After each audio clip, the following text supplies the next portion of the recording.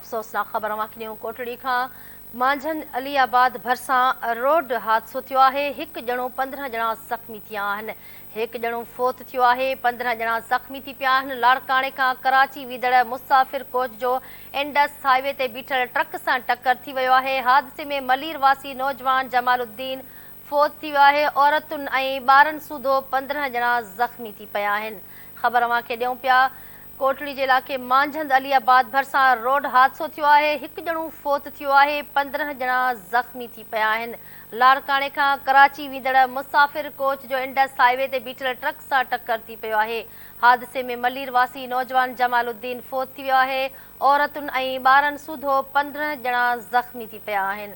अफ़सोसनाक ख़बर अव्हांखे ॾियूं पिया मांझंद अलीआबाद भरिसां रोड हादसे में हिकु ॼणो फोत थियो आहे। 15 ॼणा ज़ख़्मी थी पिया आहिनि। अफ़सोसनाक ख़बर अव्हांखे ॾियूं पिया लाड़काणे खां कराची वींदड़ मुसाफ़िर कोच जो इंडस हाईवे ते बीठल ट्रक सां टक्कर थियो आहे।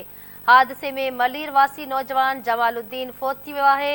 औरतुनि ऐं ॿारनि सूधो 15 ॼणा ज़ख़्मी थिया आहिनि। जी नाज़रीन, ख़बर अव्हांखे ॾियूं पिया कोटड़ी खां मांझंद अलीआबाद भरिसां रोड हादसो थियो आहे। हादसे में हिकु ॼणो फोत थियो आहे। 15 ॼणा ज़ख़्मी थी पिया आहिनि।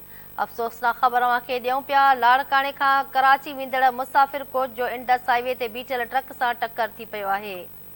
हादसे में मलीर वासी नौजवान जमालुद्दीन फोत थी वियो आहे, जॾहिं त औरतुनि ऐं ॿारनि सूधो 15 ॼणा ज़ख़्मी थी पिया आहिनि।